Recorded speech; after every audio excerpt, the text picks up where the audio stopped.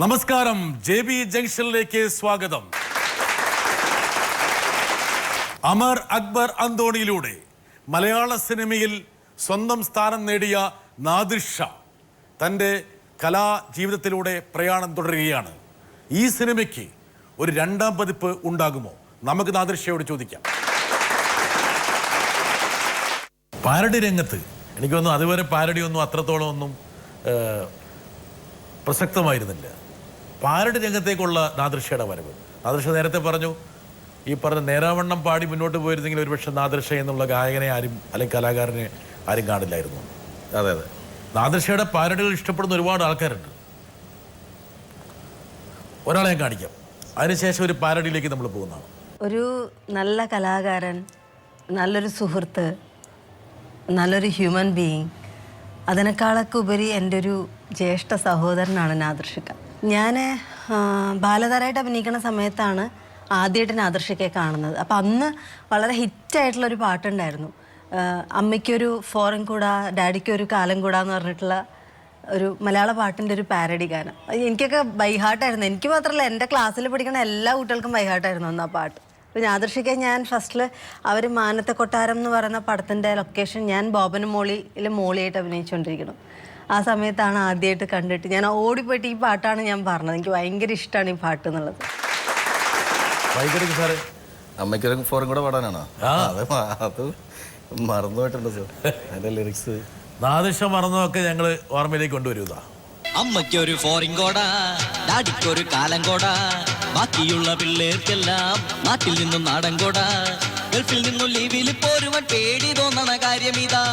അമ്മയ്ക്കൊരു ഫോറിൻ കോടാ, ഡാഡിക്കൊരു കാലം കോടാ, ബാക്കിയുള്ള പിള്ളേർക്കെല്ലാം നാട്ടിൽ നിന്നും നാടൻ കോടാ, ഗൾഫിൽ നിന്നും ലീവിൽ പോരുവാൻ പേടി തോന്നണ കാര്യം ഇതാ. സാരി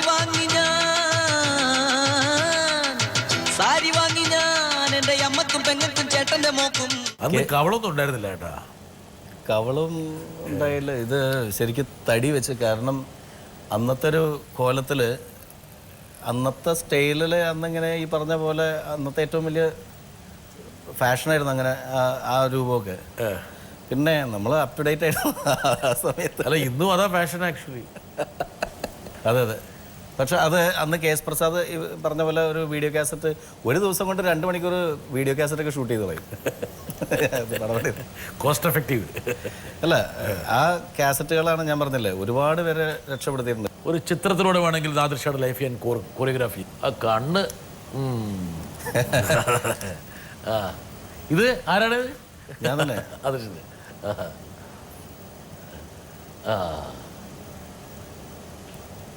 ഇതാണ് അമർ അക്ബർ അന്തോണി.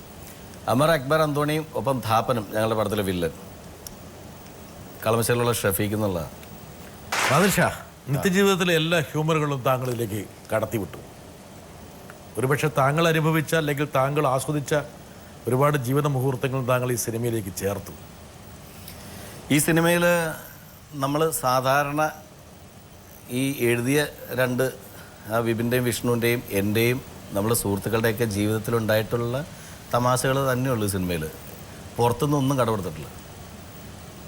വേണമെങ്കിൽ നാദിർ ഷായുടെ തന്നെ വേണമെങ്കിൽ ഒരു ഓട്ടോബയോഗ്രഫിക്കലാണെന്ന് വേണേൽ പറയാം. പലപ്പോഴും പല രംഗങ്ങൾ, തമാശകള്, വളയ്ക്കല്, ഇതൊക്കെ അതിലേക്കുള്ള ഇതെല്ലാം ലേഡീസിനെ അതെല്ലാം ഒരു മുഖത്തൊരു നാണം വിരിച്ചിരിക്കുന്നത്.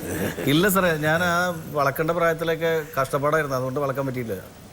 പിന്നീടുള്ള കാലത്ത് കോമ്പൻസേറ്റ് പിന്നീടുള്ള കാലത്ത് അത് പെണ്ണ് കിട്ടിപ്പോയി, പിന്നെ കടിഞ്ഞാണിടും അതിൻ്റെ പേരിൽ. ദിലീപ് എൻ്റെ ചെവിയിൽ മാത്രം പറഞ്ഞ ചില കാര്യങ്ങളുണ്ട്, അതൊന്നും ഞാനിപ്പോൾ പറയുന്നില്ല. വേറെ ആരെങ്കിലും കുറിച്ചായിരിക്കും. 17 വർഷം മുമ്പ് ഷാഹിനെ കിട്ടിയപ്പോൾ അല്ലേ? 17 അല്ലേ? 98 കറക്റ്റ്. 17 വർഷം. കണ്ട, നാദിർ ഷാ മറന്നു പോയിരിക്കണം. പക്ഷേ ഞാൻ ആ ഡേറ്റ് മറന്നിട്ടില്ല. ഞാൻ എൻ്റെ കല്യാണത്തിൻ്റെ ഡേറ്റ് മറന്നു പോയിട്ട് ഞാൻ കല്യാണത്തിൻ്റെ ഒന്ന് പ്രോഗ്രാം പിടിച്ച ആളാണ്.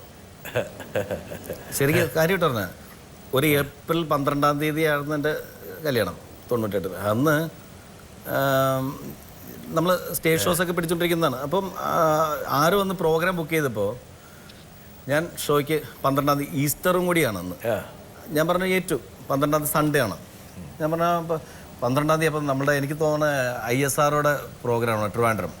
ഡേറ്റ് ഒക്കെ കൊടുത്തു, അവരുടെ അടുത്ത് എഗ്രിമെൻറ്റ് സൈൻ ചെയ്തു. അപ്പോൾ 12-ാം തീയതി. പക്ഷേ എനിക്കൊരു സംശയം, എന്തോ ഒരു കാര്യം ഞാൻ ഏറ്റിട്ടുണ്ട് ഏപ്രിൽ 12-ാം തീയതി. അതെന്താണെന്ന് മാത്രം ഞാൻ എൻ്റെ അനിയനെ വിളിച്ചിട്ട് ചോദിച്ചു, എടാ ഏപ്രിൽ 12-ാം തീയതി. അപ്പോൾ അവനും ചില പ്രോഗ്രാം എടുക്കാറുണ്ട് എനിക്ക് വേണ്ടിയിട്ട്, ഷോ എടുക്കും. നമ്മൾ ഏപ്രിൽ 12-ാം തീയതി നമ്മളെവിടെയെങ്കിലും പ്രോഗ്രാം കൊടുത്തിട്ടുണ്ടോ?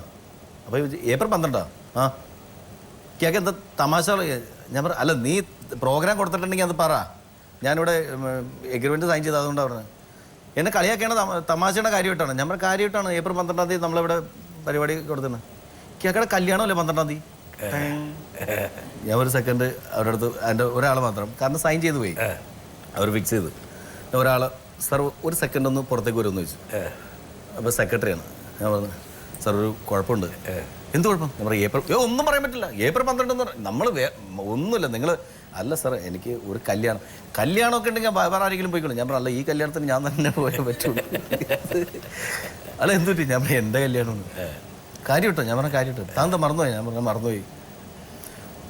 കുഴപ്പമില്ല, ഞാൻ മാനേജ് ചെയ്തോളാം ബാ എന്നിട്ട് അദ്ദേഹം അവരുടെ അടുത്ത് പറഞ്ഞിട്ട് അതെ നമുക്ക് ഡേറ്റ് മാറ്റണം, അല്ല നമുക്ക് അതൊന്നുമല്ല, അതൊക്കെ ഞാൻ പറഞ്ഞോളാം എന്ന് പറഞ്ഞിട്ട് അദ്ദേഹത്തിൻ്റെ ഒരു സന്മനസ്സുകൊണ്ട്. നാദിർഷയുടെ ഭാര്യ കല്യാണം കഴിഞ്ഞൊരു 1-2 മാസം കഴിഞ്ഞിട്ട് നാദിർഷയുടെ ഭാര്യ അവരുടെ ഒരു സുഹൃത്തിൻ്റെ അടുത്ത് പറഞ്ഞൊരു കാര്യം അവരെൻ്റെ അടുത്ത് പറഞ്ഞു. എന്താണത്? അതായത് ഇയാൾ ഇങ്ങനെ കല്യാണം കഴിച്ചപ്പോൾ എന്നോട് പറഞ്ഞു, സിനിമാക്കാരനാണ് ഞാൻ, സിനിമാക്കാരാണ്, ഭയങ്കര തിരക്കൊക്കെ ആയിരിക്കും. അതെ, നിന്ന് തിരിയാൻ നേരം ഉണ്ടാവില്ല. ഇത് ഞാൻ ശരിക്കും പറഞ്ഞതല്ലേ, എൻ്റെ കൂട്ടുകാർ പറഞ്ഞുണ്ടാക്കിയ ജോർജ് ഉണ്ട്, അവനാണ് ഈ കഥകൾ ഉണ്ടാക്കുന്നതിലും എടുക്കാൻ. അയാളല്ല പറഞ്ഞാരാന്നറിയോ? സാക്ഷാൽ നാദിർഷയുടെ സുഹൃത്ത്. നാദിർഷ കല്യാണം കഴിക്കുന്നതിന് പെണ്ണ് കാണാൻ പോയ സമയത്ത് നാദിർഷയുടെ ചില രീതികൾ വലിയ ഗൗരവത്തിലൊക്കെ ഇരുന്നിട്ട്, ഞാനൊരു കലാകാരനാണ്, കാരണം ഇവരെ രണ്ടുപേരെയും ഒറ്റയ്ക്ക് സംസാരിക്കാൻ വിട്ടു. അപ്പം ഉണ്ടായ സംഭവമാണെന്നാണ് പറഞ്ഞത്. ഞാനൊരു കലാകാരനാണ്, കല്യാണം കഴിഞ്ഞ് കഴിയുമ്പോൾ അതൊക്കെ പൊരുത്തപ്പെടും, കാരണം കലയാണ് ഞാൻ ആദ്യം സ്നേഹിക്കുന്നത്, സിനിമയാണ് എൻ്റെ എല്ലാം. ഞാൻ സിനിമയാണ് ആഗ്രഹിക്കുന്നത്. അപ്പോൾ മാനത്തെ കൊട്ടാരം കഴിഞ്ഞു. അപ്പോൾ അത് ചെറിയ മറ്റുള്ള പടങ്ങൾ, ന്യൂസ് പേപ്പർ, ഇങ്ങനെ ഓരോരോ പടങ്ങൾ നാശ ചെയ്യുന്നുണ്ട്. അപ്പോൾ അത് കഴിഞ്ഞിട്ട് പറഞ്ഞു ചിലപ്പോൾ കല്യാണം കഴിഞ്ഞാൽ ചിലപ്പോൾ എന്നെ ഒരാഴ്ച കണ്ടില്ല എന്ന് വരാം, ചിലപ്പോൾ 1 മാസം കണ്ടില്ല എന്ന് വരാം, ചിലപ്പോൾ 6 മാസം കണ്ടില്ലെന്ന് വരാം, ചിലപ്പോൾ 5 വർഷത്തേക്ക് കണ്ടില്ല എന്ന് വരാം. കല്യാണം കഴിഞ്ഞു. അപ്പോൾ ഷാഹിന പറഞ്ഞു ഇല്ല കുഴപ്പമില്ല, എനിക്ക് മനസ്സിലാവും, കലാകാരന്മാരുടെ അവസ്ഥ എനിക്ക് മനസ്സിലാവും, അപ്പം അതുകൊണ്ട് കുഴപ്പമില്ല എന്ന് പറഞ്ഞു. അങ്ങനെ ഷാഹിന സമ്മതിച്ചു നാദിർഷനെ കല്യാണം കഴിക്കാൻ. നാദിർഷയും സമ്മതിച്ചു. അങ്ങനെ കല്യാണം നടന്നു. കല്യാണം നടന്ന് ഒരാഴ്ച കഴിഞ്ഞിട്ടും നാദിർഷ വീട്ടിൽ തന്നെയുണ്ട്. അപ്പോൾ ചിലപ്പോൾ കല്യാണം പ്രമാണിച്ചായിരിക്കും നാദിർഷയും പോകാത്തതെന്ന് വിചാരിച്ചു. 1 മാസം കഴിഞ്ഞ് നോക്കിയപ്പോഴും നാദിർഷ വീട്ടിൽ തന്നെയുണ്ട്. അത് 6 മാസം നോക്കിയപ്പോഴും നാദിർഷ വീട്ടിൽ തന്നെയുണ്ട്. അപ്പോൾ 5 വർഷം നോക്കിയപ്പോഴും നാദിർഷ വീട്ടിൽ തന്നെയുണ്ട്. അപ്പോൾ ഷാഹിന എന്നെ വിളിച്ചു ചോദിച്ചു, ചേട്ടാ ഇക്കക്ക് നാദിർഷയ്ക്ക് ഇങ്ങനെ പറഞ്ഞിട്ടുണ്ടായിരുന്നു, നാദിർഷയ്ക്ക് പറഞ്ഞത് കലാകാരന്മാരാകുമ്പോൾ ഒരാഴ്ച പിന്നെ കാണൂല, 6 മാസം കാണൂല, 5 അങ്ങനെ പറഞ്ഞു. പക്ഷെ ഫുൾ ടൈം നാദിർഷയ്ക്ക് വീട്ടിലുണ്ടല്ലോ. ശരിക്കും ഇക്കൊക്കെ ഉദ്ദേശിച്ചത് ഈ ഒരാഴ്ച അല്ലെങ്കിൽ 6 മാസം ഈ 5 വർഷമൊക്കെ കാണൂല എന്ന് ഉദ്ദേശിച്ചത് വീട്ടിലാണോ സിനിമയിലാണോ? ഞാൻ പറഞ്ഞു നമ്മൾ കലാകാരന്മാരുടെ അവസ്ഥ എന്ന് പറഞ്ഞാൽ ഇത് നമ്മുടെ കയ്യിലല്ലല്ലോ, എല്ലാം വിധിയുടെ ഒരു സംഭവമാണല്ലോ. പക്ഷേ ഇവിടെ വിഷയം ഇതൊന്നുമല്ല. ഇത് കഴിഞ്ഞ് 5 വർഷവും കഴിഞ്ഞ് ഇത് കഴിഞ്ഞ് ഏകദേശം ഒരു 10-17 വർഷത്തെ നീണ്ട ഗ്യാപ്പുണ്ട്, അത്ര സമയമുണ്ട്. അപ്പം ഈ സമയത്തിൻ്റെ ഇടയിൽ ഇത്രയും കാലം നാദിർഷ പുതിയതായിട്ട് എന്തെല്ലാം നുണകളാണ് ഷാഹിനോട് പറഞ്ഞ് പിടിച്ചു നിന്നത്. കാരണം ഈ സംവിധായകനായത് ഇപ്പോഴാണ്.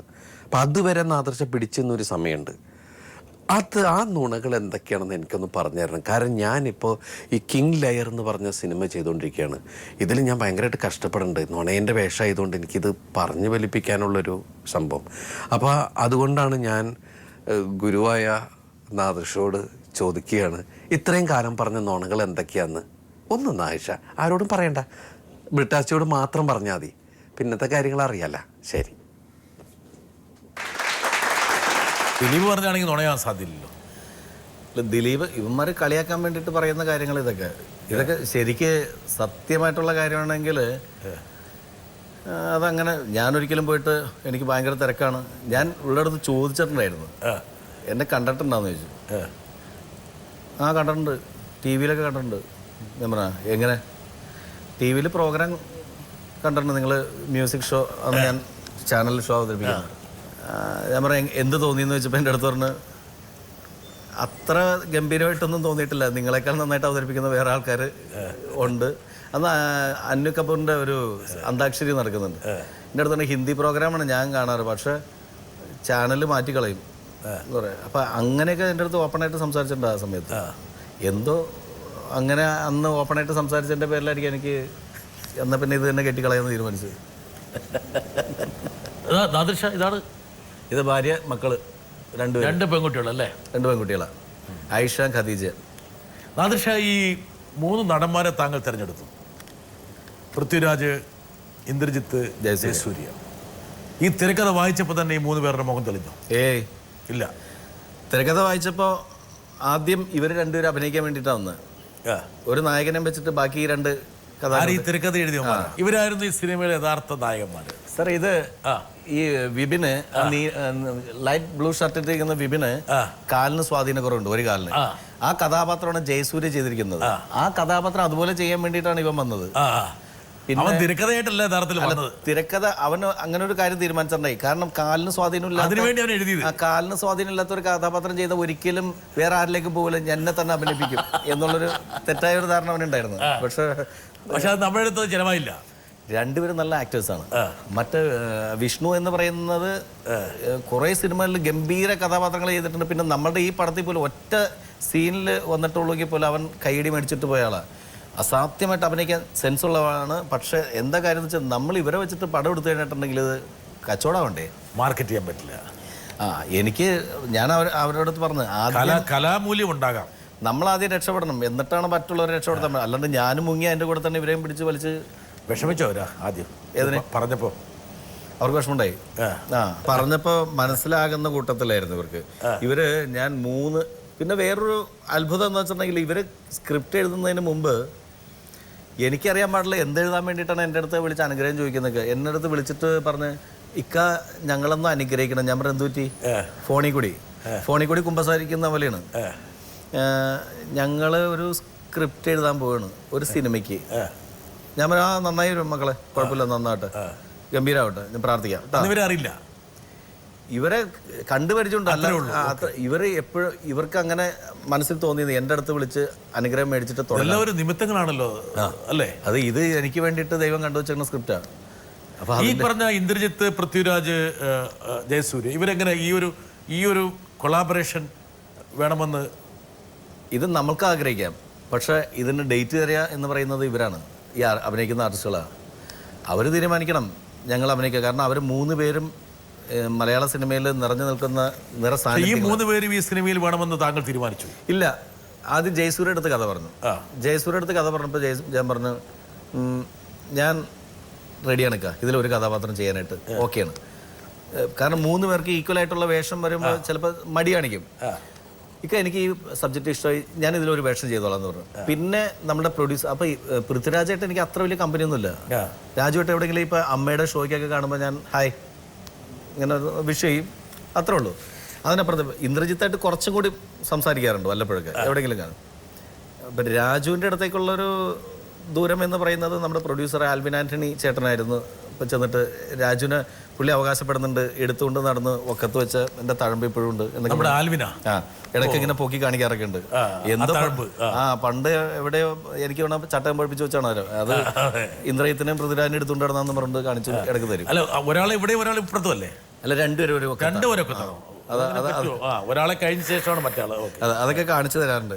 അപ്പോൾ ആ ഒരു എടുത്തു വെച്ച ഒക്കത്ത് ഞാൻ പറഞ്ഞു ചേട്ടാ പാട് കയ്യിലുണ്ടല്ലോ അല്ലേ? ഉണ്ട് എന്ന് പറഞ്ഞിട്ട് അത് ഉൾപ്പെടെയാണ് പോയിട്ട് നമ്മൾ ഈ ഇവിടെ ക്രൗൺ പ്ലാസിലാണ് സ്ക്രിപ്റ്റ് വായിച്ചത്.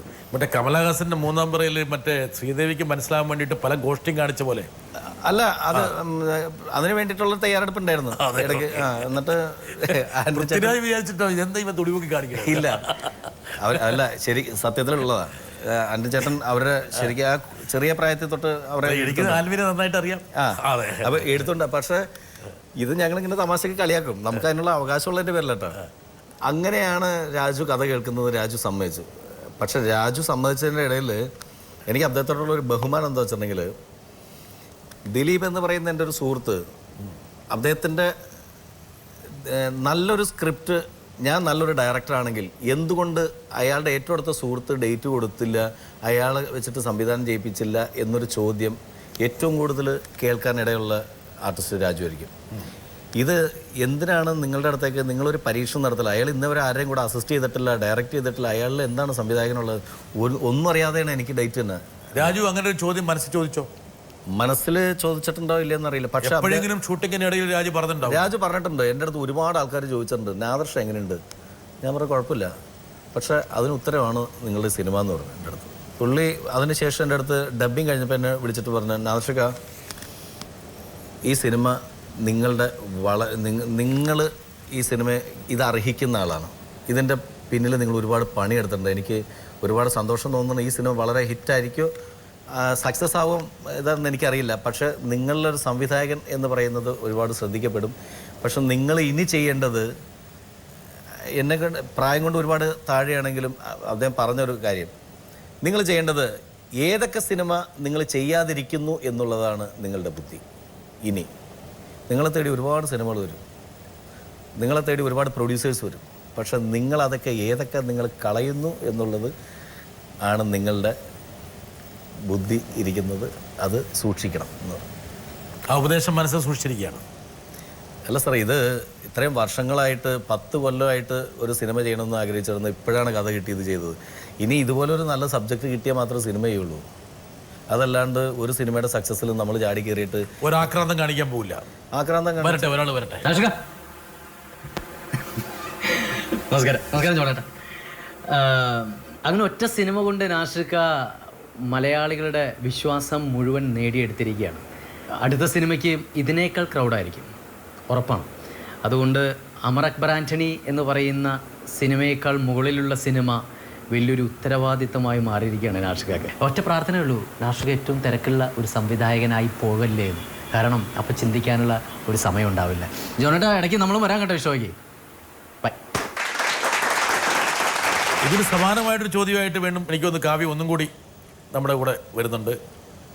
ഇപ്പം കാവ്യനെ കൊണ്ടുവന്നില്ല, പിന്നെ ആ ചോദ്യത്തിന് പ്രസക്തി ഉണ്ടാവില്ല. വരട്ടെ. നാദൃഷിക്കയുടെ ലൈഫിൽ ഈ ആ എന്ന അക്ഷരം വളരെ കാര്യമായിട്ട് കണക്റ്റഡ് ആണെന്ന് തോന്നിയിട്ടുണ്ട്. കാരണം അദ്ദേഹത്തിൻ്റെ ജോലി സംബന്ധമായിട്ടാണെങ്കിലും അഭിനയം, അവതരണം, ആലാപനം, ആവിഷ്കാരം, ഇപ്പോൾ ഒരു സംവിധായകനായിട്ട് പേരെടുത്തപ്പോഴും ചെയ്ത സിനിമയുടെ ആദ്യത്തെ പേരും അമർ അക്ബർ ആൻ്റണി. അപ്പോൾ ഇത് എൻ്റെ മാത്രം ഒരു കണ്ടെത്തലാണ് കേട്ടോ, ഇതൊരു വലിയ കാര്യമായിട്ട് ഞാൻ പറയുന്നതല്ല, ഒരു കൗതുകരമായിട്ട് പറഞ്ഞേ ഉള്ളൂ. നാദൃഷിക ഇനിയും ഒരുപാട് നല്ല സിനിമകൾ ചെയ്യണം, അത്രയധികം പ്രതീക്ഷയുണ്ട്. ഒറ്റ സിനിമയോട് കൂടിയിട്ടൊരു വലിയ പ്രതീക്ഷയാണ് മലയാള സിനിമയ്ക്ക് ലഭിച്ചിരിക്കുന്നത്. നാദിർഷയുടെ ആ കണ്ടെത്തിയ കാവ്യ മാധവര് അതിന്റെ പേറ്റന്റ് റേറ്റ് നമ്മൾ കൊടുക്കുകയാണ്. കൊടുക്കട്ടെ. അടുത്തൊരു കോമഡി ആയിട്ട് ഇത് വരും കേട്ടോ മിക്കാറും. ഇല്ല, ഇത് എനിക്ക് തോന്നുന്നത് ഇവളെൻ്റെ അടുത്ത് പല കാര്യങ്ങളും ചോദിച്ചപ്പോൾ ഞാൻ ഇവളോട് ആന്ന് കാണിച്ചിട്ടുണ്ടോ, അതായിരിക്കുള്ളൂ. എന്തൊക്കെ ചോദിച്ചു അതിലൊരു മർമ്മം ഉണ്ടെന്നുള്ളത് കാവ്യക്ക് മനസ്സിലായി. ജയസൂര്യ പറഞ്ഞൊരു കാര്യം, ഉത്തരവാദിത്വം വർദ്ധിച്ചിരിക്കുകയാണ്. പല പ്രശസ്ത സംവിധായകരും പറഞ്ഞൊരു കാര്യമുണ്ട്, ഫസ്റ്റ് സിനിമയേക്കാൾ കൂടുതൽ ഉത്തരവാദിത്വം സെക്കൻഡ് സിനിമയ്ക്കായിരിക്കും. എക്സ്പെക്ടേഷൻസ് ഹൈ ആണ്. സിദ്ദിഖ, എൻ്റെ ഗുരുസ്ഥാനത്തുള്ള ഡയറക്ടർ സിദ്ദിഖ പറഞ്ഞ ഒരു ഉത്തരവ്, അവർ സിദ്ദിഖും ലാലും അവർ രണ്ടുപേരും കൂടി പറഞ്ഞ ഒരു ഉത്തരവാണ് അതിന് കൃത്യമായിട്ട്. എൻ്റെ അടുത്തത് 2ാമത്തെ പടമല്ല ഞാൻ ചെയ്യാൻ പോണത്, 3ാമത്തെ പടമാണ്. 2ാമത്തെ പടം പിന്നെ ചെയ്യുള്ളൂ. അത് കഴിഞ്ഞിട്ട് അത് സിദ്ദിഖ് ലാൽ പറഞ്ഞ ഉത്തരം കൃത്യമായിട്ടൊരു എന്താ നർമ്മത്തിൻ്റെ മർമ്മം അറിയാവുന്നവരാണ് അവർ. അവരുടെ സിനിമകൾ ഇപ്പം ഞാൻ പറഞ്ഞിട്ട്, ഞാനൊരു സിനിമ ചെയ്യുന്ന സമയത്ത് ആദ്യം ചിന്തിച്ചത് ഒറ്റ കാര്യമുള്ളൂ സാർ, സിദ്ദിഖ് ലാൽ എന്ന് പറയുന്ന അവരെ കണ്ടു വളർന്നവരാണ് ഞങ്ങളെല്ലാം മിമിക്രി. അവർ സിനിമ സംവിധായകരായതിനു ശേഷമാണ് നമ്മൾ സംവിധായകരാകാം എന്ന് മിമിക്രിക്കാർക്ക് കൊതിയും ആവേശവും വന്നത്. ജയറാമേട്ടൻ സിനിമാ നടനായപ്പോൾ സിനിമയിലേക്ക് മിമിക്രിക്കാർക്ക് വരാമെന്നുള്ളൊരു ആവേശം തോന്നിയ പോലെ ആദ്യത്തെ സിനിമ ഇറങ്ങുമ്പോൾ അതിനപ്പുറത്തേക്കുള്ള ഒരു റാംജി റാവു എന്ന് പറയുന്ന സിനിമ ഇറങ്ങിയപ്പോൾ ജനത്തിന് ഇഷ്ടപ്പെട്ട പോലെ ഈ സിനിമയും ഇഷ്ടപ്പെടണം, അതുപോലെ ചിരിച്ചു, അതുപോലെ സന്തോഷിച്ചു എന്ന് മാത്രം പറയാം. അതിനപ്പുറത്തേക്ക് വേണ്ട എന്ന് ആഗ്രഹിച്ച ആൾക്കാരാണ്. കാരണം സിനിമയുടെ നമ്മളുടെയൊക്കെ ഒരു മാക്സിമം എന്ന് പറഞ്ഞ് കാണുന്ന ആൾക്കാരവർ. നാദിർഷ, ഒരു സിനിമയെങ്കിലും നന്നായി ചെയ്ത് ജനങ്ങളെ കാണിച്ച് ജനങ്ങളുടെ അംഗീകാരം അപ്രിസിയേഷനൊക്കെ കരഗസ്ഥമാക്കണം, അതായിരുന്നോ ആഗ്രഹം? അതെയോ സിനിമയിൽ ഉടനീളം നിത്യ സംവിധായകനായിട്ട് നിലനിൽക്കണം, അങ്ങനെ ഒരു ആഗ്രഹം? സാർ, ഇതെനിക്ക് അറിയാവുന്ന പണിയാണെന്നുള്ളത് ഒരു വിശ്വാസം ഉണ്ടായിരുന്നു. അഹങ്കാരമല്ല, കോൺഫിഡൻസ് മാത്രമേ ഉള്ളൂ. അത് എൻ്റെ ഈ പടത്തിൽ നമ്മൾ പറയുന്നുണ്ട്, അതെ എൻ്റെ കോൺഫിഡൻസ് അല്ല അഹങ്കാരമാണെന്നൊരു കഥാപാത്രം പറയുന്നുണ്ട്. അതുപോലെ ഇതെൻ്റെ അഹങ്കാരമല്ല, കോൺഫിഡൻസ് ആണ്. എനിക്ക് നല്ല സിനിമകൾ ചെയ്യാൻ പറ്റും. അതിൻ്റെ കാരണം ജയസൂര്യ പറഞ്ഞ പോലെ എല്ലാ സിനിമകളും എല്ലാ രാത്രികളിലും പോയി ഭാഷാഭേദമില്ലാതെ കാണുന്ന ഒരാളാണ്. അതും പ്രേക്ഷകരുടെ ഇടയിൽ പോയിരുന്ന് കാണുള്ളൂ. മൾട്ടിപ്ലക്സിൽ മാക്സിമം അവിടെ മാത്രം വരുന്നതാണെങ്കിൽ മാത്രം അവിടെ പോയി കാണുള്ളൂ. അല്ലെങ്കിൽ സാധാ ലോക്കൽ തിയേറ്ററിൽ പോയിരുന്നിട്ട് കാണുന്നതാണ് ഏറ്റവും കൂടുതൽ. കാരണം പൾസ് അറിയാൻ വേണ്ടിയിട്ടാണ്. എവിടെ ജനം കൂവും എവിടെ കൈയടിക്കും എന്ന് കൃത്യമായിട്ട് ഓഡിയൻസിൻ്റെ ഇടയിൽ നിന്ന് സിനിമ കണ്ട് അവരുടെ പൾസ് അറിഞ്ഞിട്ട് മാത്രം അവരാണ് സിനിമ ചെയ്യാനായിട്ട്. ഈ സിനിമ ചെയ്തപ്പോൾ എൻ്റെ എന്താ പറയുക, എൻ്റെ വഴികാട്ടികൾ അവരായിരുന്നു. വളരെ വേണ്ടപ്പെട്ട ഒരാളാണ് നാദിർഷയ്ക്ക്. രണ്ടുപേർക്കും പരസ്പരം അങ്ങോട്ടും ഇങ്ങോട്ടും വേണ്ടപ്പെട്ട ആൾ. വർഷങ്ങൾക്ക് മുമ്പ് പറവൂരിലെ പ്രാന്തപ്രദേശങ്ങളിലും പ്രാന്തില്ലാത്ത പ്രദേശങ്ങളിലും ഈ ഉത്സവ സീസണൊക്കെ ആകുമ്പോൾ ഞങ്ങൾ വാടക സൈക്കിൾ എടുത്തിട്ട് പരിപാടികൾക്ക് കാണാൻ പോകും. അന്നൊരു ദിവസം ഞങ്ങൾ കൂനമാവ് സാക്സ് ഓർക്കസ്ട്രയുടെ ഗാനമേള കാണാൻ പോയപ്പോൾ അവിടെ തമിഴ് പാട്ടുകാരനായ ഒരു യുവാവ്, ഒരു കൗമാരപ്രായക്കാരൻ, അവിടെ തമിഴ് പാട്ട് പാടി അടിച്ചു പൊളിക്കുകയാണ്. വന്തേണ്ട പാൽക്കാര വാറ്റപ്പെട്ടി ആടപ്പോടാന്നൊക്കെ പറഞ്ഞ രജനീകാന്തിൻ്റെ ഒരു പടത്തിൽ. പിന്നീട് വർഷങ്ങൾ കഴിഞ്ഞപ്പോൾ ഈ മിമിക്രിക്കാരനായ ശ്രീ ഏലൂർ നാദിർഷ, അങ്ങനെയാണ് നാദിർഷ അക്കാലത്ത് അറിയപ്പെട്ടിരുന്നത്. എല്ലാത്തിലും വിജയം കൈവരിച്ച് ഇപ്പോൾ അദ്ദേഹം സിനിമ സംവിധായകനായും തൻ്റെ വിജയത്തിൻ്റെ വെന്നിക്കൊടി ഒന്നുകൂടി നാട്ടിയിരിക്കുകയാണ്. ഈ ചിത്രം തുടങ്ങുന്ന സമയത്ത് എഴുതി കാണിക്കുന്നുണ്ട് ഇങ്ങനെ: നന്ദി ദിലീപ്, സിദ്ദിഖ് ലാൽ, സലിംകുമാർ എന്ന് പറഞ്ഞ് എഴുതി കാണിക്കുന്നുണ്ട്. അപ്പോൾ എന്നോട് പലരും ചോദിച്ചു എന്തിനാണ് ഇങ്ങനെ എഴുതി കാണിക്കുന്നതെന്ന്. അപ്പോൾ ഞാൻ പറഞ്ഞു, ഒരുപക്ഷെ ഞാൻ ഈ പടത്തിൽ അഭിനയിക്കാത്തതിൻ്റെ പേരിലായിരിക്കാം നന്ദി, ഇയാൾ അഭിനയിക്കാത്തതിന് വലിയ നന്ദിയുണ്ടെന്ന് പേരിലായിരിക്കാം എഴുതി കാണിക്കണമെന്നാണ് ഞാൻ പലരും വിളിച്ച് സമാധാനിപ്പിച്ചിരിക്കുന്നത്. അപ്പോൾ എന്താണെന്നത് നാദിർഷയോട് ചോദിച്ചാൽ മാത്രമേ അറിയാൻ പറ്റത്തുള്ളൂ. എന്തായാലും നാദിർഷ, വലിയൊരു നന്ദിയുടെ. സലിംകുമാർ എൻ്റെ ഏറ്റവും അടുത്ത സുഹൃത്തുക്കളിൽ ഒരാളാണ്. എൻ്റെ മനസ്സറിയാവുന്ന, പരസ്പരം അങ്ങോട്ടും ഇങ്ങോട്ടും അറിയാവുന്ന നല്ല ഫ്രണ്ടാണ്. ഇവനായിരുന്നു പടത്തിൻ്റെ ക്ലാപ്പ്. ഞാൻ ആദ്യമായിട്ടൊരു സിനിമ ചെയ്തപ്പോൾ ആ സിനിമയുടെ ക്ലാപ്പ് സലീമായിരുന്നു. സ്വിച്ച് ഓൺ എൻ്റെ ഉമ്മയായിരുന്നു. അപ്പം ഇതൊരു ആർഭാടമായിട്ടൊരു വലിയൊരു ചടങ്ങൊന്നും നടത്തിയില്ല. സാധാരണ ഒരു പടത്തിൻ്റെ പൂജ, സ്വിച്ച് ഓൺ എന്നൊക്കെ പറഞ്ഞാൽ ആദ്യമായിട്ടൊരാൾ സംവിധാനം ചെയ്യുമ്പോൾ അതിന് വേണമെങ്കിൽ ആർഭാടമാക്കാം. ഞാൻ നോക്കിയപ്പോൾ അങ്ങനെയൊന്നുമില്ല. സലീമിനെ വിളിച്ചിട്ടുണ്ടായിരുന്നു. സലീം വന്നു കഴിഞ്ഞപ്പോൾ ഞാൻ നോക്കിയപ്പോൾ അവിടെ ഉള്ളതിൽ നമുക്ക് നമ്മുടെ സുഹൃത്തുക്കളിൽ ഗസ്റ്റ് എന്ന് പറഞ്ഞിട്ട് ഇവനെ ഗസ്റ്റായിട്ടല്ല കരുതുന്നത്, വീട്ടുകാരനായിട്ട് തന്നെ. സലീമിനെ കൊണ്ട് ക്ലാപ്പ് അടിപ്പിച്ചു. അങ്ങനെ പടം തുടങ്ങി. പിന്നെ ആ ഒരു ഇതിൻ്റെ പേരിലാണ് സലീംകുമാറിന് താങ്ക്സ് കാർഡ് ഇട്ടേക്കുന്നത്. പിന്നെ അത് മാത്രമല്ല, സലീം അഭിനയിക്കാത്തതിൻ്റെ പേരിലല്ല, സലീം അഭിനയിക്കാത്തതിലാണ് എനിക്ക് ഏറ്റവും കൂടുതൽ വിഷമമുള്ളത്. ഇതിനകത്ത് സലീമിൻ്റെ ഈ ഇപ്പോഴത്തെ ഒരു ശാരീരികാവസ്ഥ രൂപത്തിന് പറ്റിയ കഥാപാത്രങ്ങൾ ഈ സിനിമയിൽ നമുക്ക് അത്രയും കണ്ടിന്യൂസ് ആയിട്ടുള്ള ഒരു ദിവസങ്ങളിൽ സലീമിന് പറ്റിയൊരു ശക്തമായിട്ടുള്ള വേഷമില്ല. പിന്നെ ഉള്ളത് ഒരു സീനിൽ 2 സീനിലൊക്കെ വന്നു പോകണം. അത് എൻ്റെ ഇത്രയും കഴിവുള്ളൊരു വിലയും നിലയുള്ള ഞാൻ മനസ്സിൽ സൂക്ഷിക്കുന്ന ഒരു പ്രിയപ്പെട്ട സുഹൃത്തിനെ കൊണ്ടുവന്നിട്ട് എൻ്റെ സിനിമ നന്നാക്കാൻ വേണ്ടിയിട്ട് ഒരു സീനിൽ അഭിനയിപ്പിക്കാൻ വേണ്ടിയിട്ട് എനിക്ക് ബുദ്ധിമുട്ടുണ്ട്. സലിംകുമാർ കൺവിൻസ്ഡായോ? ബോധ്യപ്പെട്ടിരിക്കണോ? പക്ഷെ ഒരു കാര്യം അദ്ദേഹം പറയുന്നുണ്ട്, ബോധ്യപ്പെട്ടു, പക്ഷെ അടുത്ത സിനിമയിൽ ഈ നന്ദിയൊന്നും എനിക്ക് വേണ്ട, റോള് തന്നെ വേണമെന്ന് പറഞ്ഞിരിക്കുന്നത്. ഇതിൻ്റെ തമിഴ് ചെയ്യാനുള്ള പരിപാടിയുണ്ട്, അമർ അക്ബർ അന്തോണിയുടെ. അതിൽ എന്താണെങ്കിലും എനിക്ക് സലീമിന് ആവശ്യമാണ്.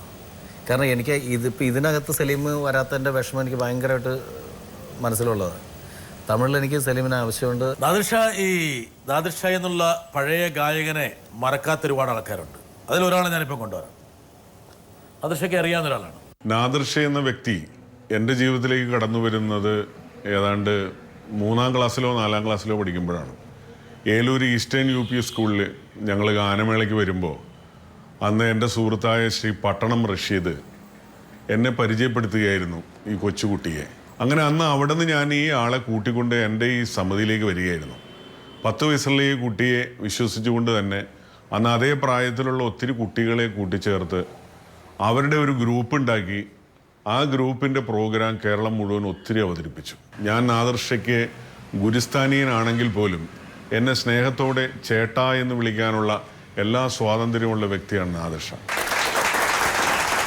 നാദിർഷയെ 3-ാം ക്ലാസ്സിൽ കണ്ടെത്തിയിരിക്കുന്നത് രാജേട്ടൻ, അതായത് ഫാക്ട് ഈസ്റ്റേൺ UP സ്കൂളിൽ ഞാൻ പഠിക്കുന്ന സമയത്ത് അന്ന് ഓർക്കസ്ട്രയ്ക്ക് വന്നിരുന്നതാണ് രാജേട്ടൻ. അന്ന് ആ സമയത്ത് സ്കൂളിൽ എന്ത് ചെണ്ടപ്പുറത്ത് പോലെ വീഴുന്ന സ്ഥലത്തൊക്കെ എൻ്റെ പാട്ട് ഉള്ള ഇതാണ്. ഫാക്ട് ഈസ്റ്റേൺ UP സ്കൂളിൽ ഞാൻ പഠിച്ചില്ലായിരുന്നെങ്കിൽ, കാരണം ഫാക്റ്റിൽ എനിക്ക് എൻ്റെ വാപ്പാക്ക് കാർബണാണ്ടത്തിലാണെങ്കിലും ഫാക്റ്റിൽ എനിക്ക് ആ സ്കൂളിൽ അഡ്മിഷൻ കിട്ടിയത് എൻ്റെ ഉമ്മയുടെ വാപ്പ കാരണമാണ്. എൻ്റെ ഉമ്മയുടെ വാപ്പ അവിടുത്തെ ഏറ്റവും അറിയപ്പെടുന്ന പഞ്ചായത്ത് മെമ്പറായിരുന്നു സഖാവ് PA സുലൈമാൻ എന്ന് പറയുന്ന എല്ലാവരും അറിയപ്പെടുന്ന വ്യക്തിയാണ്. അപ്പോൾ ഉമ്മയുടെ വാപ്പ അവിടെ ഫാക്ടറിയിലെ എൻ്റെ പേരിൽ ആ കെയർ ഓഫിലാണ് എനിക്ക് കിട്ടിയത്. ഞാൻ അവിടെ വീട്ടിൽ നിന്നാണ് വളർന്നത്. അപ്പോൾ എൻ്റെ അമ്മമാരുടെ കൂടെയും അവരൊക്കെ കൂടിയാണ് എന്നെ പാട്ടുകാരനാക്കിയത്. അപ്പോൾ എൻ്റെ വീട്ടിൽ ഉള്ള എന്ന് വെച്ചിട്ടുണ്ടെങ്കിൽ ഒരാൾ ഹാർമോണിയം, ഒരാൾ തബല ഒക്കെ വെച്ചിട്ട് വീട്ടിൽ വൈകുന്നേരങ്ങളിലുള്ള സദസ്സിൽ അമ്മമാരൊക്കെ പാടുമായിരുന്നു. അപ്പോൾ അതിൻ്റെ കൂടെ പാടിയിട്ടാണ് നമ്മളെ പാട്ടുകാരനുണ്ടായത്. അതല്ലായിരുന്നെങ്കിൽ ഒരിക്കലും ഒരു പാട്ടുകാരുണ്ട്. ആ പാട്ട് സ്കൂളിൽ പാടും. ഈ റേഡിയോ ഒന്നും അല്ലെങ്കിൽ റേഡിയോയിൽ കേട്ടല്ലെങ്കിൽ ടേപ്പ് റെക്കോർഡില്ലല്ലോ പഠിക്കാനായിട്ട്. അപ്പോൾ എൻ്റെ അമ്മമാർ പാട്ട് പഠിക്കും. അവർ ഏതെങ്കിലുമൊക്കെ എവിടെയെങ്കിലുമൊക്കെ റേഡിയോയിലൊക്കെ കേട്ട് പഠിച്ചിട്ട് അവർ പാട്ട് പ്രാക്ടീസ് ചെയ്യുമ്പോൾ ഇത് രഹസ്യമായിട്ട് കേട്ടിരുന്നിട്ട് ഞാൻ ഒന്നും അറിയാത്ത മണിൽ അതിലൊക്കെ നടന്നിട്ട് അവർ സ്കൂളിൽ പാടുന്നതിന് മുമ്പ് ഞാൻ ആ പാട്ട് അവിടെ പാടിയിരിക്കും. അങ്ങനെ ഒരുപാട് അമ്മമാരൊക്കെ ഒരു അങ്ങനെ അന്ന് ആദ്യകാലത്ത് എന്താണ് നാദിർഷന് ഏലൂർ നാദിർഷ എന്ന് അറിയപ്പെട്ടത്. അത് കാസറ്റ് സാറ് എന്താ വെച്ചിട്ടുണ്ടെങ്കിൽ അറിയപ്പെടണ്ടേ. അത് ഏലൂരുള്ള സലികുമാർ പറഞ്ഞപ്പോഴാണ് എനിക്ക് ഏലൂർ നാദിർഷ എന്നൊക്കെയാണ് ആദ്യത്തെ കാസറ്റിലുണ്ടായിരുന്നത്. ആ പരസ്യമൊന്നും എടുത്ത് കളയരുത് കേട്ടോ. അതൊക്കെ ഇടയ്ക്ക് ആൽബത്തിൽ വെക്കണോ? അതൊക്കെ ഇല്ല, ആ കാസറ്റൊന്നും കിട്ടാനില്ല. ഞാൻ അഭിനയിച്ച സിനിമകൾ TV വരുമ്പോൾ എൻ്റെ വൈഫ് പോയി മക്കൾ കാണാതെ ഓഫ് ചെയ്യും പോലെ ഞാൻ പലപ്പോഴും ഇതൊക്കെ മാറ്റി വെച്ചിട്ടുണ്ട്. കാരണം ഇപ്പോൾ ഉള്ള വാപ്പാനോടുള്ള റെസ്പെക്ട് കളയേണ്ടതല്ല എന്ന് പറഞ്ഞുകൊണ്ട് ഓഫ് ചെയ്ത് കളയും. അപ്പം അത്രയും നല്ല അഭിനയമായിരുന്നു എനിക്ക്. നാദിർഷ അമർ അക്ബർ അന്തോണിയിൽ സംഗീത സംവിധാനം നിർവഹിച്ചു. എനിക്ക് തോന്നുന്നൊരു പാട്ടും രചിച്ചു. ഹിറ്റ് പാട്ടായി. വേണമെങ്കിൽ കാണിച്ചാൽ അതിൻ്റെ ധൈര്യത്തെക്കുറിച്ച് ഇവരോട് ചോദിക്കും. പിന്നെ സംഗീത സംവിധാനം, പാട്ടെഴുത്ത്, സംവിധാനം. ഒന്ന് ആലോചിച്ചോ, ഇത് ഞാൻ കൈവെക്കണോ അതേ ഞാൻ കൈവെക്കണം, എൻ്റെ ഒരു സ്റ്റാമ്പ് വേണം. ഇതിലെ പാട്ടുകൾ, ഈ സിനിമയിലെ പാട്ടുകൾ ചെയ്യാൻ വേണ്ടിയിട്ടുള്ള അത്യാവശ്യം സെൻസ് എന്ന് പറയുന്നത് ഇത്തരത്തിലുള്ള ഒരു ജഗമുഖ പാട്ടുകളാണ് ഈ സിനിമയ്ക്ക് ആവശ്യം. അതെനിക്കുണ്ടെന്ന് അറിയായിരുന്നു. അങ്ങനെയല്ല, അതിന് വേണ്ടിയിട്ടൊരു മ്യൂസിക് റഫായിട്ട് നമ്മൾ ചെയ്തു. ഇത്തരത്തിലുള്ള പാട്ടുകൾ വേണം എൻ്റെ സിനിമയിൽ. ആദ്യം ഇതിന് വേറെ മ്യൂസിക് ഡയറക്ടറെയാണ് ഫിക്സ് ചെയ്തിരുന്നത്. അദ്ദേഹത്തിന് അഡ്വാൻസും കൊടുത്തു. സിനിമ നീണ്ടു പോയി വന്നതുകൂടി അദ്ദേഹത്തിന് കറക്റ്റ് അമേരിക്ക പോകേണ്ട സമയത്താണ് എൻ്റെ പടത്തിൻ്റെ ഷൂട്ടിംഗ് തുടങ്ങിയത്. അപ്പോൾ അദ്ദേഹത്തെയും കുറ്റം പറയുന്നില്ല. കാരണം വെച്ചിട്ടുണ്ടെങ്കിൽ നമ്മളുടെ സിനിമ ജനുവരി തുടങ്ങുമെന്ന് പറഞ്ഞുകൊണ്ടിരിക്കുമ്പോൾ ആ ടൈമിൽ മ്യൂസിക് ചെയ്ത് കിട്ടുമെന്നുള്ളതാണ്. പിന്നീട് സിനിമ നീണ്ട് ഇവരുടെ 3 ആർട്ടിസ്റ്റുകളുടെ ഡേറ്റ് നമുക്ക് കിട്ടി. സിനിമ മെയിലാണ് തുടങ്ങിയത്. ആ സമയത്ത് മ്യൂസിക് ഡയറക്ടറായിട്ട് നമ്മൾ ഫിക്സ് ചെയ്തിരുന്നത് ദീപക് ദേവിനായിരുന്നു. ദീപക് ദേവ് സിദ്ദിഖ് ലാൽ ഷോയ്ക്ക് വേണ്ടിയിട്ട് അമേരിക്ക പോയി. അങ്ങനെ വന്നപ്പോൾ പെട്ടെന്ന് കയറിയിട്ട് ഒരു മ്യൂസിക് ഡയറക്ടർ അടുത്ത് നിന്നിട്ട് എൻ്റെ പടത്തിന് 2-3 പാട്ട് എഴുതി തരണം എന്ന് പറഞ്ഞിട്ട് അവർക്ക് നമ്മൾ വേറൊരാളെ തീരുമാനിച്ചിരുന്നല്ലേ. അപ്പം ഞാൻ പറഞ്ഞു ഇങ്ങനത്തെ പാട്ടുകളാണ് നമുക്ക് വേണ്ടതെന്ന് പറഞ്ഞിട്ട് ഒരു റൂട്ട് ഇട്ട് വെച്ചിട്ടുണ്ടായിരുന്നു, റെഫറൻസ് കൊടുക്കാൻ വേണ്ടി. അപ്പോൾ ഇത് കേട്ടപ്പോൾ പ്രൊഡ്യൂസേഴ്സും പറഞ്ഞ് നമ്മുടെ കൂടെ ആർട്ടിസ്റ്റുകളും പറഞ്ഞ് നാദിർഷ ഈ പാട്ടിൻ്റെ റെഫറൻസ് ഇത് തന്നെ മതി പടത്തിൽ, ഇത് ഹിറ്റാകും, ഈ പാട്ടുകൾ ഈ ട്യൂണും ഇത് മതി, അതിന് വേണ്ടിയിട്ട് ഇനി വേറെ ആളെ തപ്പണ്ടെന്ന് പറഞ്ഞു. അങ്ങനെ മ്യൂസിക് ഡയറക്ടർ ഒരു വൈക്ലബ്യം ഉണ്ടായില്ല. ഇല്ല, ധൈര്യമായിട്ട് ചെയ്തു. പ്രേമമെന്നാൽ എന്താണ് പെണ്ണേ, അത് കരളിനുള്ളിലെത്തിയാണ് കണ്ണേ.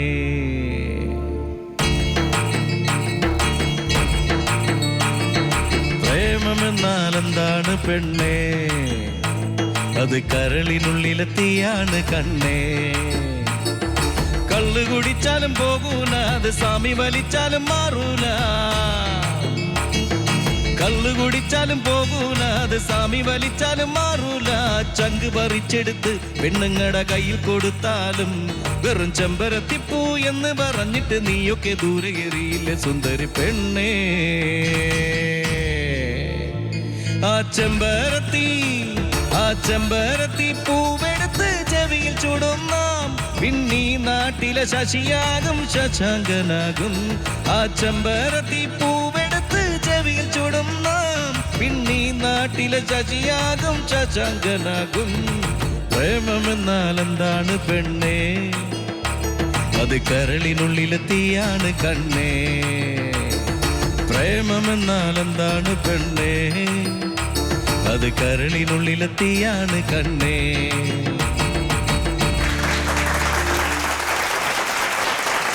വരട്ടെ. പിന്നെ മറ്റൊരു സന്തോഷം ചോണേട്ടാ, നാഷിക അമർ അക്ബർ ആന്റണി എന്ന് പറയുന്ന സിനിമ സെക്കൻഡ് പാർട്ട് ആലോചിക്കുകയാണ്. ഞങ്ങൾ 3 പേരും കൂടി പട്ടായയ്ക്ക് പോകുന്നതായിട്ടാണ് കഥ. നാഷിക എന്തിനു വേണ്ടിയിട്ടാണ് നിങ്ങൾ 2 മാസം അതിനു മുമ്പ് പോയിരുന്ന് സ്ക്രിപ്റ്റിന് അവിടെ പോയിരുന്നു എഴുതുന്നത്? ഇവിടെ സ്ഥലമില്ലേ? കുടുംബം കലക്കാൻ വേണ്ടിയുള്ള പരിപാടി. ഇവൻ പണ്ട് കാസറ്റില് ദേമാവേലി കൊമ്പത്തില് ചാൻസ് ചോദിച്ചു നടന്നിട്ടുണ്ട്. അന്ന് കൊടുത്തില്ല. അന്ന് കൊടുക്കാത്തതിന്റെ ദേഷ്യം വാശിയാണ് ഇപ്പൊ തീർത്തത്. യഥാർത്ഥത്തിൽ പട്ടായ പോയോ? പട്ടായ പോയി, ഷൂട്ട് ചെയ്യാൻ വേണ്ടി പോയി. ഈ പടം തുടങ്ങിയത് ഫസ്റ്റ് ഷോട്ട് നമ്മൾ പട്ടായെന്ന് സ്റ്റാർട്ട് ചെയ്തത്. അവിടെ ഒരു ഏത് ഷോട്ട്? അങ്ങനെ ഒരു ഷോട്ടൊന്നും ആരും കണ്ടിട്ടില്ലല്ലോ പടത്തില്. ഇവര് പട്ടായെന്ന് വരുന്ന അത് CG ചെയ്താണ്. അതിന്റെ നമുക്ക് ബാക്കി പ്ലേറ്റ്സ് എടുക്കുക എന്ന് പറയുന്ന പരിപാടിയില്ലേ, അതിന് ആ എയർപോർട്ടും കാര്യങ്ങളൊക്കെ നമ്മൾ അവിടെ പോയിട്ട് ഷൂട്ട് ചെയ്തത്. പക്ഷെ 2-3 മാസം അവിടെ താമസിക്കേണ്ട കാര്യം എന്തായിരുന്നു? 2-3 മാസോ?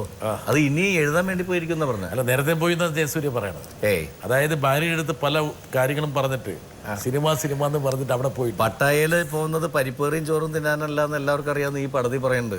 അതിനുശേഷം എൻ്റെ വൈഫ് വെച്ച് പിന്നെന്തിനാ പട്ടായ പോണേ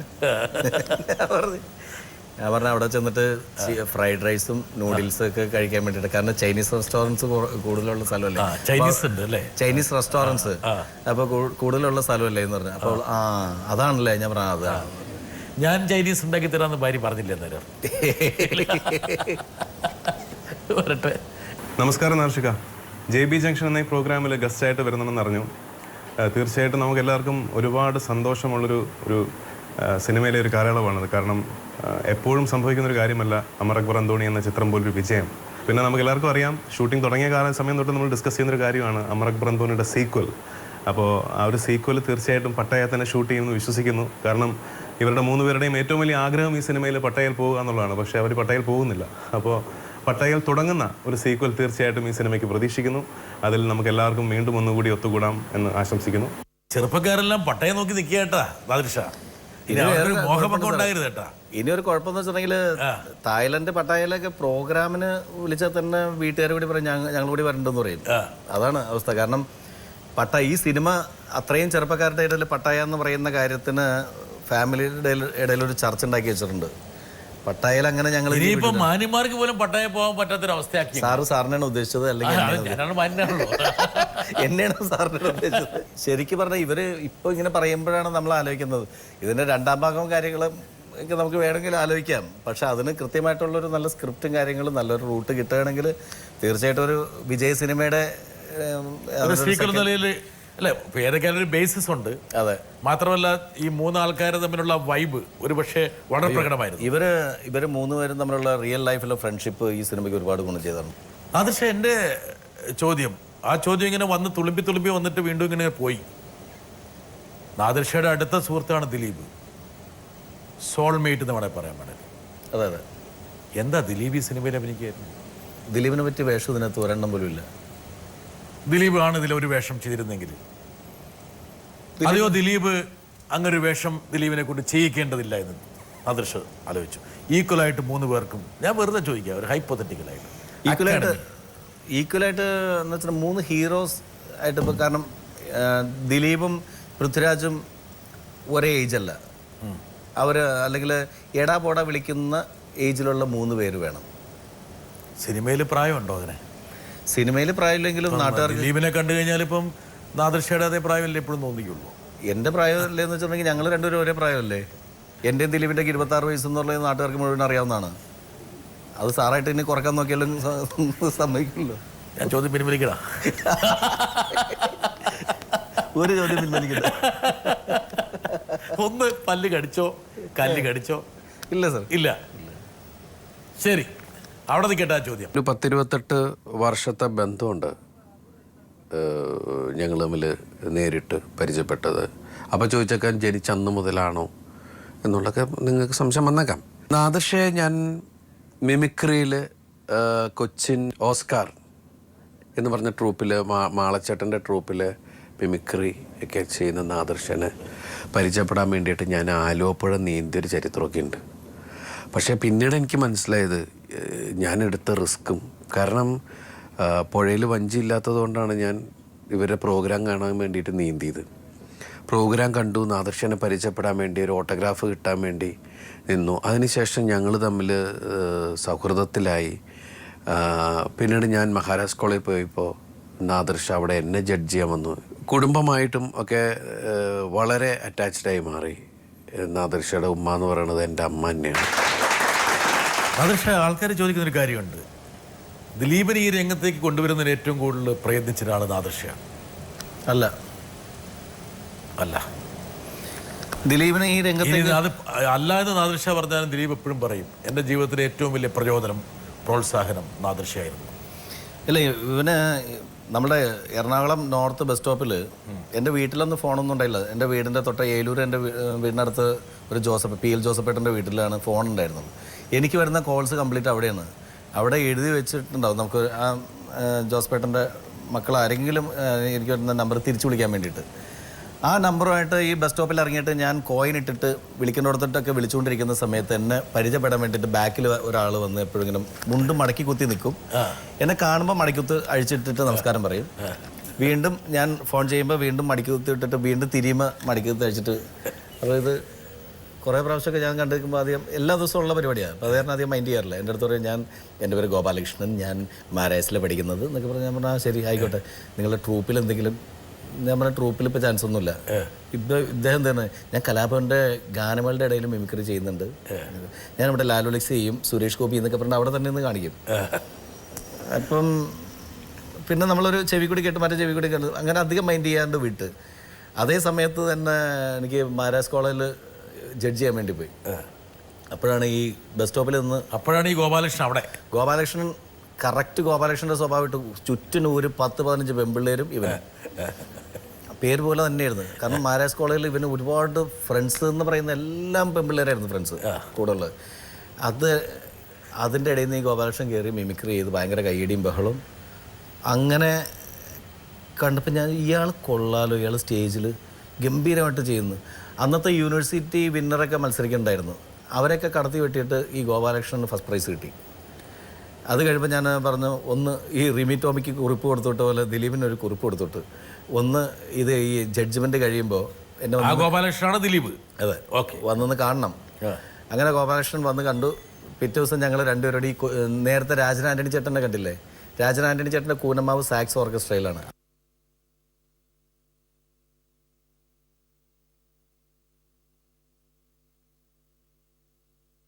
അന്ന് അവിടെ ആ ഓർക്കസ്ട്രയിൽ മിമിക്രി കാണിക്കാൻ വേണ്ടിയിട്ട് ഞങ്ങൾ 3 പേര്, ഗോകുൽ മേനോ, ഞാൻ, ദിലീപ്, ഞങ്ങൾ 3 പേര് കൂടി 2 മണിക്ക് പരസ്പരം കണ്ടുമുട്ടി. 5 മണിക്ക് സ്റ്റേജിൽ ഷോ, 1.5 മണിക്കൂർ സ്റ്റേജിൽ ഷോ ചെയ്തു കോമ്പിനേഷനായിട്ട്. എന്തായിരുന്നു മിമിക്രി നമ്പർ? മിമിക്രി എന്തൊക്കെ അന്ന് നീ അത് പറ ഞാനിത് പറയാമെന്ന് പറഞ്ഞിട്ട് അങ്ങോട്ടും ഇങ്ങോട്ടൊക്കെ എന്തൊക്കെ പറഞ്ഞ സ്കിറ്റുകളാണ്. പക്ഷേ ഇന്നൊക്കെ ഇപ്പം നമ്മളൊരു ഷോയ്ക്ക് പോകണമെങ്കിൽ എത്ര ദിവസം റിഹേഴ്സൽ എടുത്തിട്ടാണ് പ്രിപ്പറേഷൻസ്. റിഹേഴ്സൽ എത്രയോ ദിവസങ്ങൾ റിഹേഴ്സൽ എടുത്താൽ പോലും നമ്മൾ മറന്നു പോകും സ്റ്റേജിൽ ചെല്ലുമ്പോൾ. ആ ഒരു ഓർമ്മയ്ക്ക് ഒരു നമ്പർ അങ്ങോട്ട് കാച്ചാലും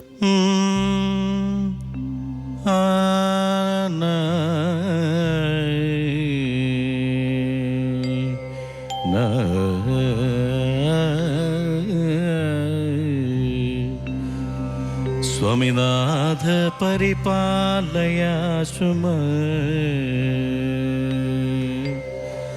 സ്വമിനാഥ പരിപാലയ സുമ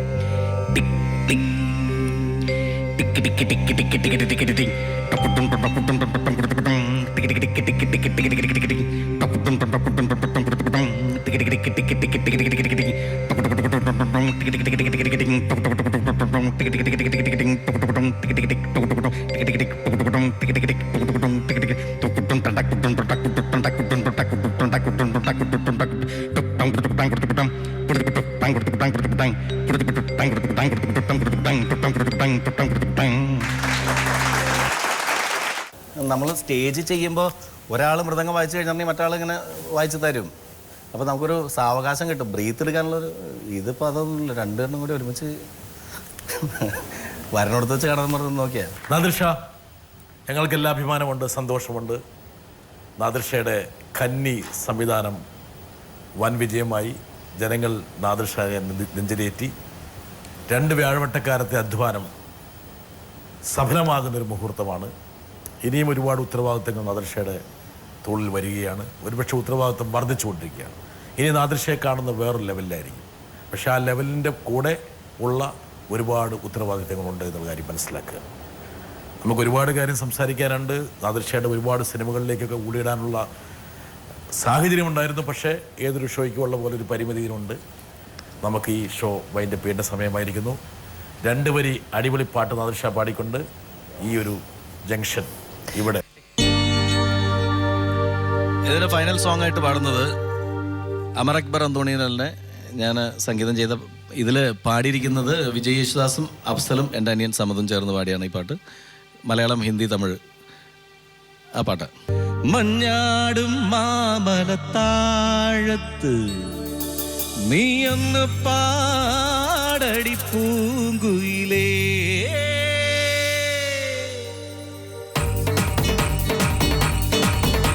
പൊന്മാനെ പൂന്തേനെ മേ മിന്നിത്തെന്നും മീനെ, കണ്ണാളെ പെണ്ണാളെ ഞാൻ സ്വപ്നം കണ്ടേ നിന്നെ. ഒരു വട്ടം മെയ്യിൽ തൊട്ടോട്ടെ നീ എഴുതുന്നോതല്ലേ, ഒരു കൂട്ടം കാതിൽ ചൊന്നോട്ടെ എൻ മോഹം നീയിൽ. മഴവില്ലിൻ ചന്തം ചേരും ചിരി കണ്ടാലാരും വീഴും ചിങ്കാര പൊന്നിൻ വീടമ്പേ, വിടർന്ന കടമ്പേ കിലുങ്ങും ചീലമ്പേ, ഉറുമ്പിൻ തരിമ്പേ. പൊന്മാനെ പൂന്തേനെ നീ മിന്നിത്തെന്നും മീനെ, കണ്ണാളെ പെണ്ണാളെ ഞാൻ സ്വപ്നം കണ്ടേ നിന്നെ. ഒരു വട്ടം മെങ്കിൽ തൊട്ടോട്ടെ നീ എഴുതുന്നോതല്ലേ, ഒരു കൂട്ടം കാതിൽ ചൊന്നോട്ടെ എൻ മോഹം നീയിൽ. മഴവില്ലിൻ ചന്തം വീഴും ചെങ്കാര പൊന്നിൻ തീടമ്പേ, വിടർന്ന കടമ്പേ കിലുങ്ങും ചിലമ്പേ, കുറുമ്പിൻ തരിമ്പേ.